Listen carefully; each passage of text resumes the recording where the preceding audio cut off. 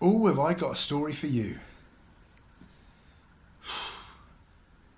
Well, I obviously disappeared for a month, and it's been a hell month, and I want to give you just a quick update. This won't be a polished video, just me in my hotel room, um, out of breath, but lucky to be alive. So let me tell you the story of what happened over this last month.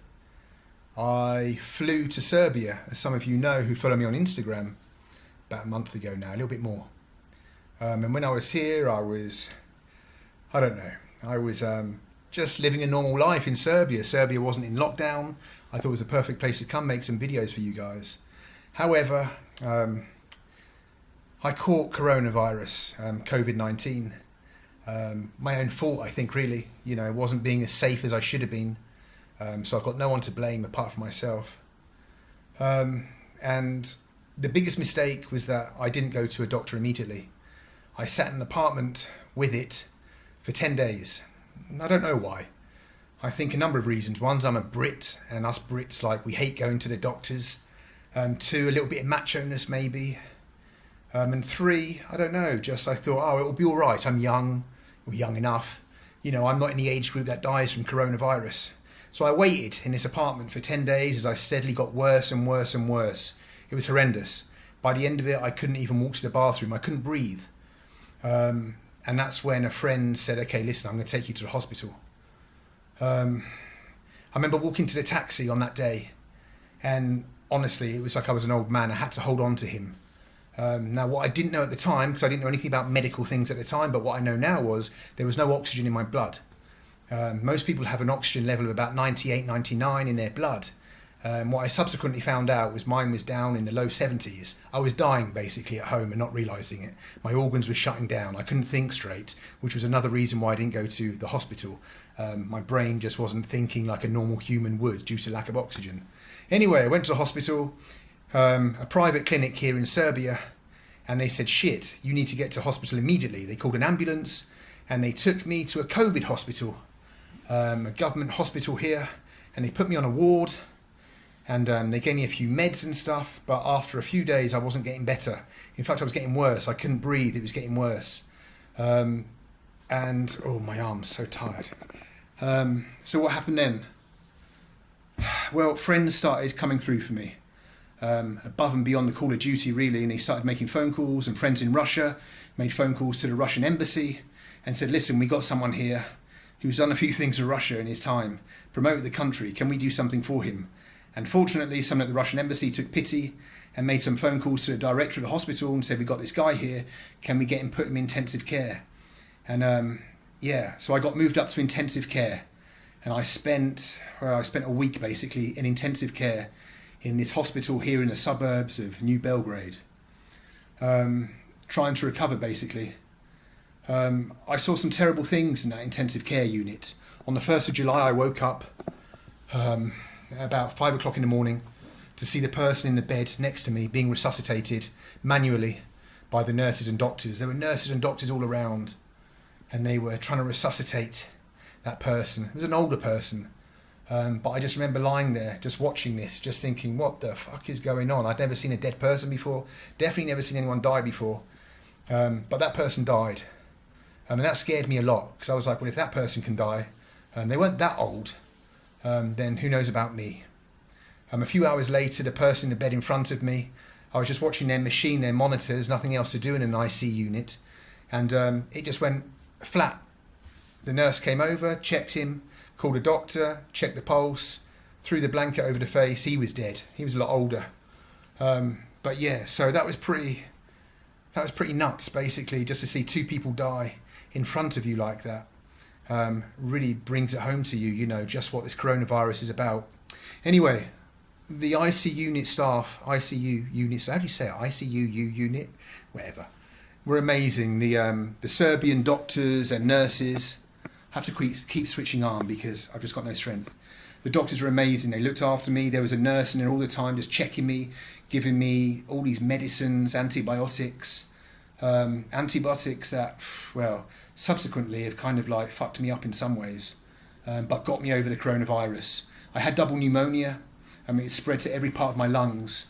So yeah, it was really at one stage, it was kind of touch and go, without being overly dramatic. Anyway, eventually the medicine started to work, I started to recover a little bit, and I was released from the IC unit back onto a ward, and I spent another 4 or 5 days there. Yeah, it's been an absolute nightmare. My body's wasted away just from lying in bed all that time. I just saw the most terrible things there. You know, just people who are never going to make it. And people who are younger than me. You know, this is the thing about coronavirus, is that we think that statistically, if you're under a certain age, there's no chance anything's going to happen to you. It's such a small percentage, and that's probably true. Maybe it is only a 1% chance that some complications will happen to you. But Jesus, I mean, if you're in that 1%, that doesn't make much difference, you know. I saw younger people than me in there. I don't know, of course, their medical history, what things happened to them, but, you know, what other reasons there were, maybe underlying reasons. But, I mean, they're in a terrible state. I saw people get things shoved into their rib cage and like drain out this liquid without anaesthetic just because they had to do it immediately to save their lives. It was like a horror film. I've never seen anything like it. I think I've probably like got PTSD from this experience.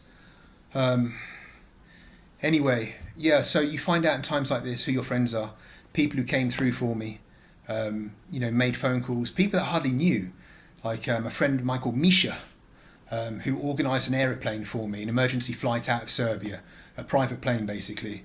The doctors didn't let me use it, but he arranged it for me. Friends of mine who made phone calls and just made sure that I got the best care that I could in this private hospital, in this government hospital, sorry. Anyway, I've been out. I was released a couple of days ago. Oh, when was I released? Yesterday I was released. And I've checked into a hotel in Serbia just to recover. This really has knocked the stuffing out of me. And I just wanted to make this video just to say, please be careful, guys, because I was a dick, really, you know. I took chances. I travelled when maybe I shouldn't have travelled because, you know, I've got a channel on YouTube and you feel the pressure to make some videos. You're like, okay, I'm going to go make some videos, but really that was a stupid thing to do. I should have just stayed home, ridden this whole thing out like everyone else. So, yeah, please be careful. Look after yourselves. As I say, just because maybe you're in a certain age group, you're under, you know, you're not in your 70s or 80s, you think you're going to be fine, everything's going to be all right. But look, I'm not that old. And look what it did to me. So if you get any symptoms, just go immediately to the doctors, you know, and start getting the process started. Don't wait like me for 10 days. What a knob. So, yeah. Oh, man. So what have I learned from this experience? Well, I've learned, wow, life. You know, the most fundamental thing, when I was in that ward on the unit and I saw those 2 people die, it's like you realise that there was nothing spiritual in it at all. You kind of expect like this moment of death, some kind of, I don't know, this light to shine down and angels to raise you up kind of thing. And the reality is that you're on a bed, someone throws a sheet over you, switches off your machine, and your life's over, and that's it. And people die on their own. You know, there was no spirituality in that. And so I suppose my point is, if that's how we're all going to go out, then make the most of your lives, because yeah, do what you can, achieve what you can. Don't waste time on Instagram and shit, because one day you're going to be on a hospital bed like that with just a sheet thrown over you. That's pretty morbid, but that's the truth. The other thing is that what else? Oh, my knob shrunk. I think my knob's actually shrunk during this. I've not had a twitch down there for a month, so no one tells you that. You see, no one tells you that your knob's going to stop working. So, yeah, that's something else. That's something else you got to worry about. Oh, man, what else? I don't know if that's just the antibiotics, and maybe I'll start getting a twitch eventually. But, yeah, no morning glory for the last month or anything like that. What else can I tell you? I don't know, guys. Just please be careful, genuinely. What's the future for me? The future for me is trying to get my muscles back up, trying to get my lung capacity back up. Yeah, and I just want to say a big shout out also to the Serbian people. I'm a foreigner here. They took me into their hospital, gave me a bed that could have been used by a Serbian, you know, put me in their IC unit, looked after me. The doctors and nurses at that hospital were just so fantastic. there were times when I was genuinely scared that it was going to come to an end. But they reassured me.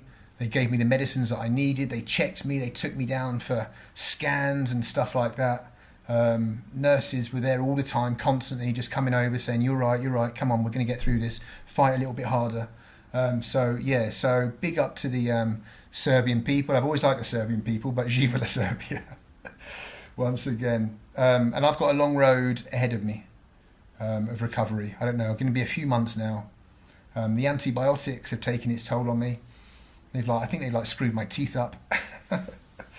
Like the enamel's peeled off my teeth and stuff. This disease is a fucking killer. It's a nightmare. So please look after yourselves. Take care. I know that whole thing. I hate being told what to do in life. Honestly, I hate being told what to do. I hated it when my government said, wear a mask, wear gloves, do that. I'm like, who are you to tell me what to do? But, it's for your own good. And so what? Just bloody wear a mask if you have to, for God's sakes. Who gives a shit? Right? It's just a mask. I don't know. What else can I tell you? Want to hear more about my knob? That's it, I suppose. Don't want to ramble for too long. But I just want to give you an update. So that's it. That's my COVID story. How I almost died of COVID. I'll probably think of loads of stuff afterwards that I could have added. Of course there is. But just to say, look after yourselves. Take care. And many thanks to the people who came through for me. In this last month. You find out who your friends are at times like this.